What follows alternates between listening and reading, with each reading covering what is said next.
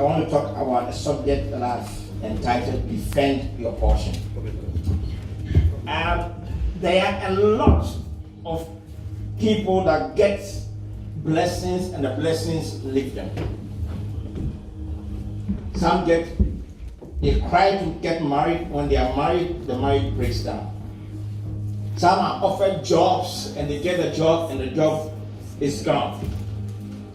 Opportunities come their way, but at the end of the day, it doesn't stay. There is a portion in life you have to defend. And so, what as a force as you see, onyame emma be as a force as you I did you all no more, and so you have to defend it. Because if you don't defend it, your end will be very miserable. And one of those things is your destiny. That is what God gave you to come upon the surface of this earth. That is why when the child is born, the hands are not open, but the hands are closed.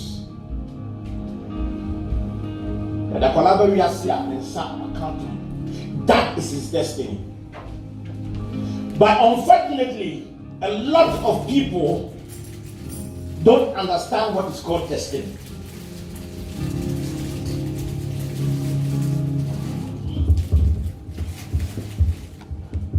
So we're going to open our Bibles to the book of 2 Samuel 23, verse 8 to the verse 12. Can someone read it for me, please?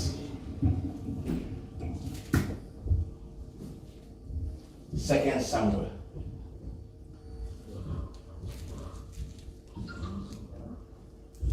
(23) 8. 2 Samuel chapter 23, verse 8 to 12. I read. So these are the names of David's mighty warriors.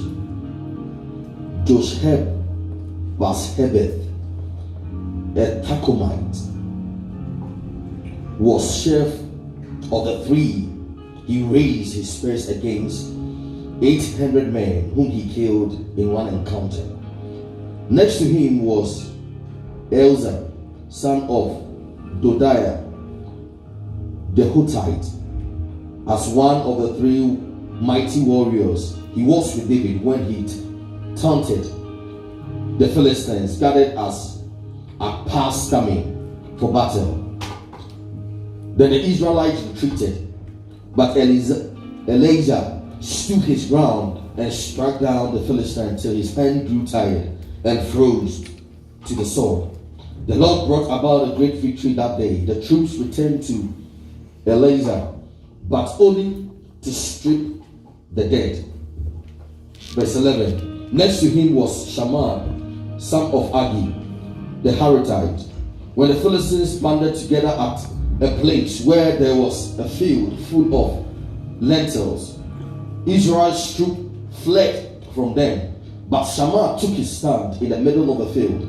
He defended it and struck the Philistines down. And the Lord brought about a great victory. Amen. Today you are Shammah. Amen. You need to defend. The lentil was their destiny. Those days, anybody can come in and take your land. There were no treaties, like the UN treaty, like today we have Ghana. Togo cannot enter into Ghana and take a land. But those days, they will come and take the land by force. That is what happens spiritually. If you don't defend yourself spiritually, somebody will come to you and make your life very miserable because you didn't defend your portion. Your destiny is something that must happen. That is what God gave you to come upon the surface of the earth, to be able to glorify His name and lift His name and become a man like God on the surface of this earth. So your destiny is very important. It determines how you live on this earth and when you are going to meet Christ. Number one of your destiny, what God gave to you, is significance and honor. You were created in the image of God, so you are very significant upon the surface of this earth, and honor has been given unto you. You are not just ordinary person. You are somebody very important. You have to believe yourself that God brought you here for a purpose. Salvation was given unto you. That is why God met you. And today you have accepted Christ as your personal Savior. This is part of your destiny. Relationship with God. You've come to a point where you know that you have a God. That is why your destiny is so intimate that you can't. So part of your destiny is to meet Him. Your spiritual heritage, your faith, divine healing. Many a times when we go to church, we say, this is my portion. That portion is your destiny. That is why you are able to say, I claim it, I receive it, because it is your portion. Every promise of God that you can ever find is your destiny. You can change the situation because you automatically, that is what God has made you. That is your destiny. Don't allow anybody to push you around. Many a times we have allowed people to push us around because sometimes we look down on our color. Inferiority complex comes in. But I want to assure you, the Bible says he that lives in you is greater than he that lives in the world. So you are somebody. Now, the second is your God-given talents and gifts. That is your destiny. Because the Bible said the gift of a man will open doors for him to meet kings and people of affluence. Your gift will allow you to walk cautiously upon the surface of this earth. When the Lord opens your eyes here and you are the word of knowledge, wisdom must be applied, because the way you operate and the way you have operated throughout your life is not going to be the same thing again. So sometimes when people are praying for gifts of the Spirit, I begin to laugh, because when you get a gift and finally your eyes are open, maybe word of knowledge, maybe discerning of spirits, are you going to tell me that you're walking upon the streets and you are seeing spirits walking and your life will be the same? Never will your life be the same. That is your destiny, because change have to change. There are many people who are crying for gifts, but they don't want to pay the price. There is a price to pay when the gifts come. Your life will never be the same. You can't sleep because there is rules and regulations about the gift. Talents is also part of it. Your talent, you have to work with your talents. That God will. Some of you can cook, it's your talent. Some can decorate, it's your talent. But you have to work on it. You have to be able to practice it, work on it, so that that talent can be something that can lift other people up.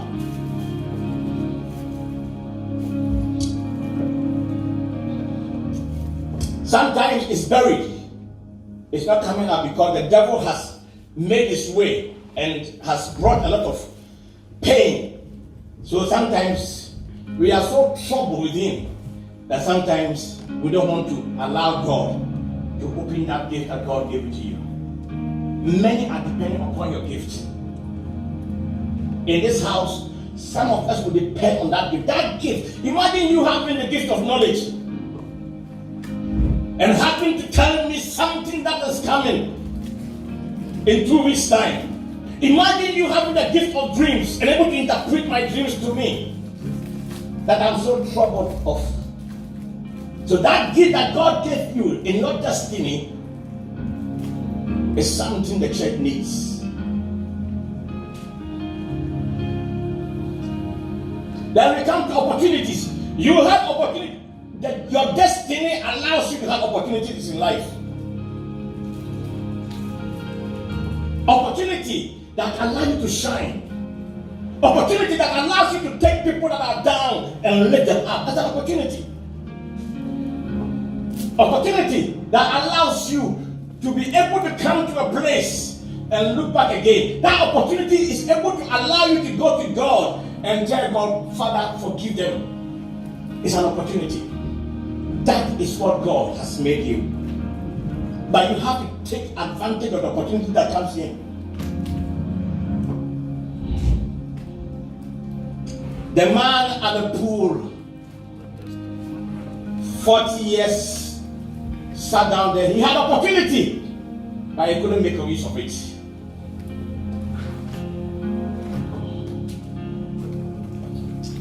And we have achievements and success.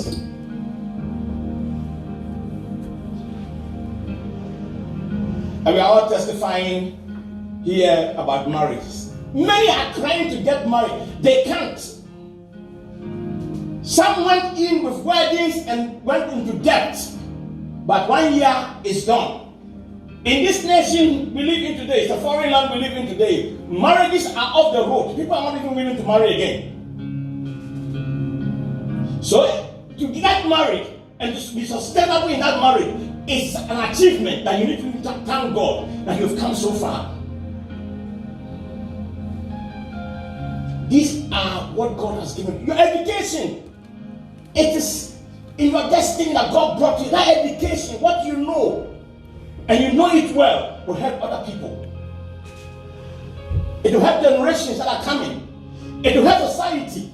Your education that you are in will encourage me to go back to school. I went back to school when I was 47 years old, back again to school, after sitting there for 20 years idle. And because I saw somebody who could make a difference. I had an opportunity to go to school in Germany, getting paid for.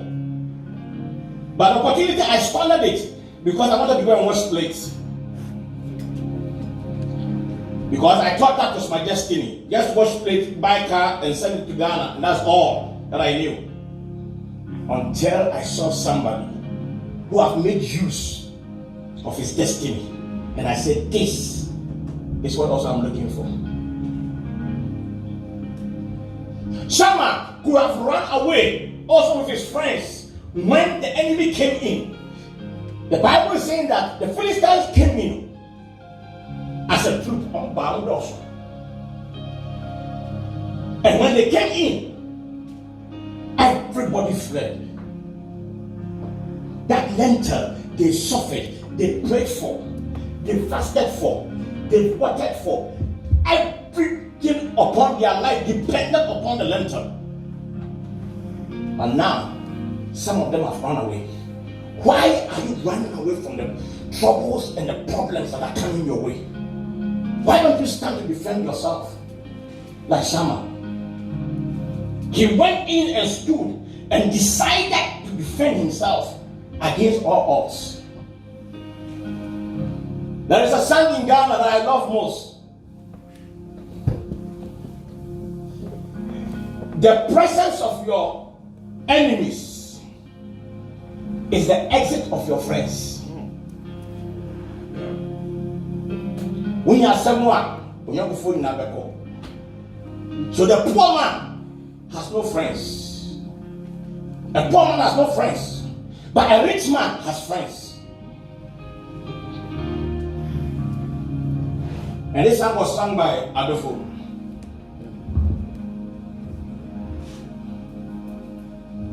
So many of them, the time is coming where people will leave you. Welcome to planet Earth. Until you don't have a problem. Once you get a problem, they will all leave. And it will be only you alone. Sometimes we ask, why me? But why not you? Why your neighbor? Other than you. What is so special? Everybody has to go through the pain. Shammah to have left the place and left it there. Many of us are giving up easily on things we could stand to defend. spiritually. Many of us are sleeping too much, and the enemy is taking advantage of what we are not careful of. Your health is in your destiny because you don't want to be old to get sick. So now is the time for you to pray and look into your 80, into your 90 years, and saying that life is spiritual, living is spiritual. So Lord, in my old age, help me. When you saw Shammah standing down there were three spirits that were in operation. The spirit of untimely death, that was not his portion. That was not the day that he's supposed to die. The spirit of depression, because everybody had left him and he was alone. The spirit of anxiety has come. What do I do? Because I'm here alone, left alone. Because he was a mighty man whose whole dependence was upon the Lord. It doesn't matter how many are talking about you. It doesn't matter how many have gone ahead of you. It doesn't matter. Because the anointing and the power of God that is upon you will allow you to overtake them that has gone far ahead of you. Because the Bible says the Spirit of the Lord is upon me. And the Bible says that in the spirit of him that raised Christ from the dead, that same spirit will dwell upon your mortal bodies. That same spirit will quicken your mortal body, because it will open your eyes, it will open your ears, it will give you advantage, it will allow you to meet people of affluence and influence for you to be able to make a difference no matter how far they've gone, if they don't have God.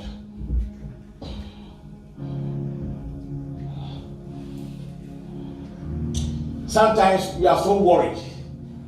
When you know what your destiny is telling you, there are certain things you have to expect.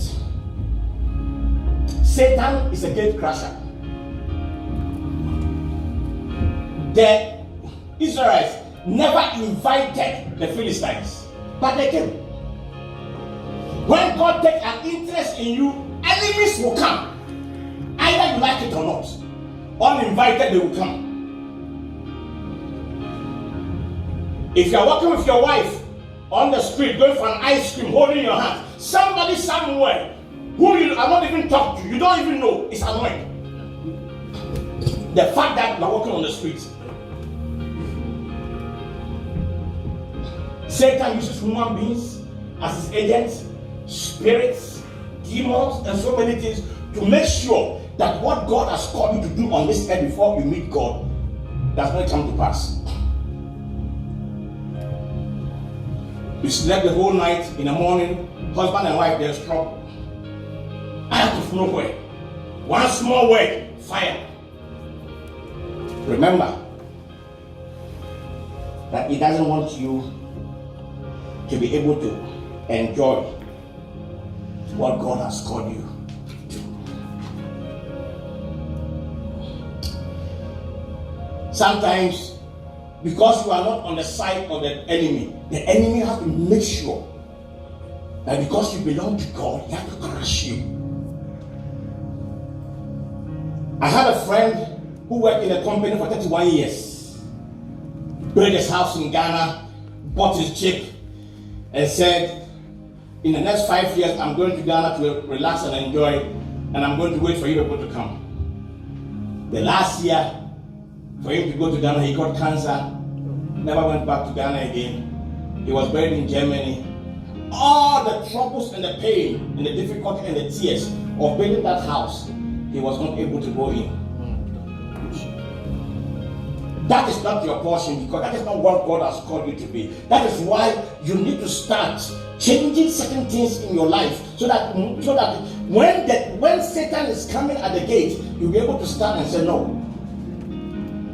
You don't have to be off guard. Unless you don't become different. Unless you always say, yes, Amasa. Everybody will like you. But the day you become different, even in your workplace, and open up your mouth, that is the day they look at you very differently. Brother, sister, begin to change. Don't among the many. Be different in everything that you do.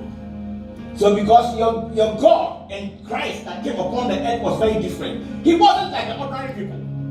So they will not like you. If you want to be different, they will hate you.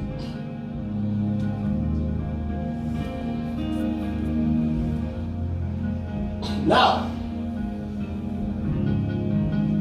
Shammah, because why couldn't the Philistines go in for another field or plant themselves?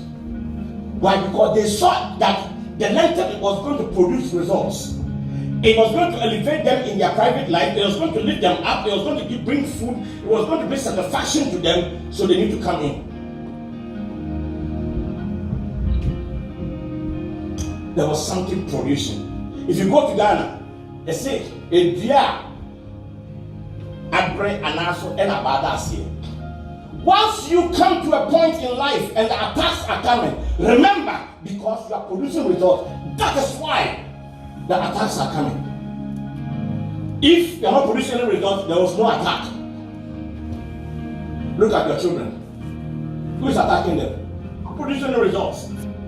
Let them wait and start working and producing results, and they will start seeing how life it is now. You are the first person to enter into university in your family, and you think your other members will not talk. You are the first person to build a house in your family. You think they will not talk. Even in this place, you are the first person to make something big, and you think society will accept you. Everybody will come and say, well done. No. They will attack you. Because that is the word we live in. So anytime you remember that you are producing results, remember that they will come after you. The result you are producing will encourage somebody. So it is not only you. Your destiny is there to shine for other people to pick it up and also walk with it. Everybody wanted to be like Nelson Mandela.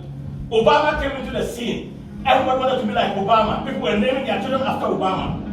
How many of you have heard that somebody have named his son Trump in Ghana, in Africa? Nobody. Because that son will not survive. He won't survive. There's only one man on this earth who is called Hitler. He's in, what do they call it? It's in East Africa, one of the East African countries. He's a parliamentarian, and people are asking him why. And the man said because of his name that his father gave it to him, he can't travel. But anywhere he goes, they're asking him, why do you carry this name? His name has become site of attraction, of abuse. So you see, when you produce results, and your success is a threat. Even the working places where you are working, once you are good, you become a threat to them that are in there, and they watch you closely.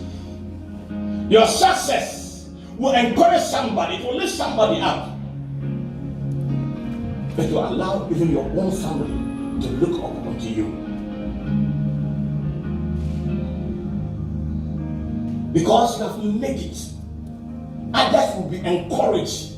That is why Joshua told Moses, cross the river and stand upon the mountain. When the people will see you, they will get courage to come.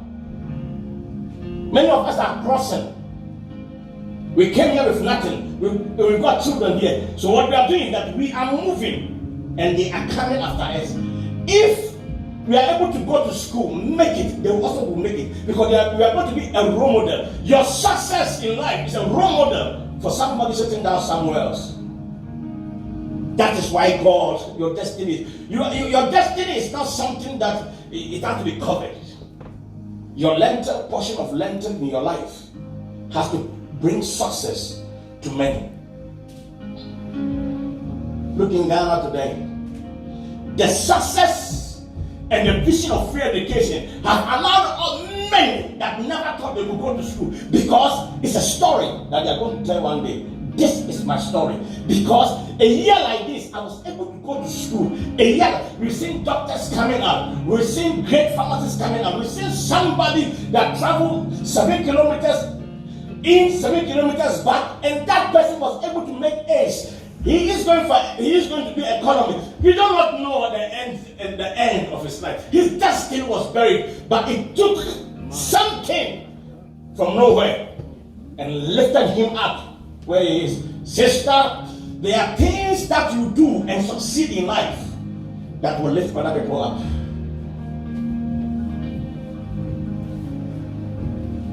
You are on this earth to encourage somebody. You are on this earth to make sure that your destiny will embrace somebody. I am just waiting for the first Ghanaian to go into parliament in this country. I'm expecting our children to be able to sit in advisors to ministers and councillors. That is what I'm expecting. My uncle went to Italy one day and asked my brother, they were walking, he said that I've not seen any black man walking here in all the shops. And my brother says to him, that was about years ago, oh, all the blacks are doing very important jobs. They are not, you can't see them like this. They are all in the offices doing very well paid job. So my uncle said, oh, that's very good then. But later on when he heard the story, it was a different story altogether. You see, that is what it is.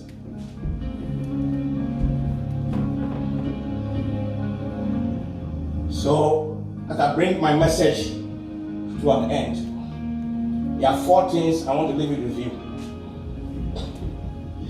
Why do people leave their portion? Why do they leave it?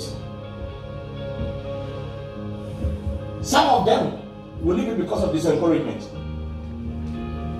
People they will come in and discourage you. They will say you can't make it, you can't do it. It is impossible. It is impossible. Every year when we plant our lentil, the Philistines come and attack us because they are stronger than us. So we are not going to plant anything, we are going to sit down. And we are going to say the slogan in my country, oh, it will be, one day it shall be. And one day it will not be until they go to the grave because they have waited. The attacks will come. You'll be discouraged. People, what you're about to hear in the news, what you're about to hear that is coming, and things that are being thrown at you will discourage you. Will not allow you to move on in life. It will let you drop back to yourself. Oh, I have seen people who never went to secondary school in Ghana, and today they are all been able to go to university in this country. So that's what I'm saying. They were never discouraged, but they were able to make it. Diverted focus and attention. People are not focused. They get diverted along the line. A man who's married and enters into his menopause, decides to leave the wife of maybe 20 years and go for a young girl. Diverted attention, house is going to crash. At the end, he's going to blame somebody. Your focus in life should be on, because if you have any diverted attention, the plane will crash. You should have passion for what you do. Love what you do. If it's education, love it. If it's an encouragement, love it. If it's how to cook food, love it. Have passion for what you do.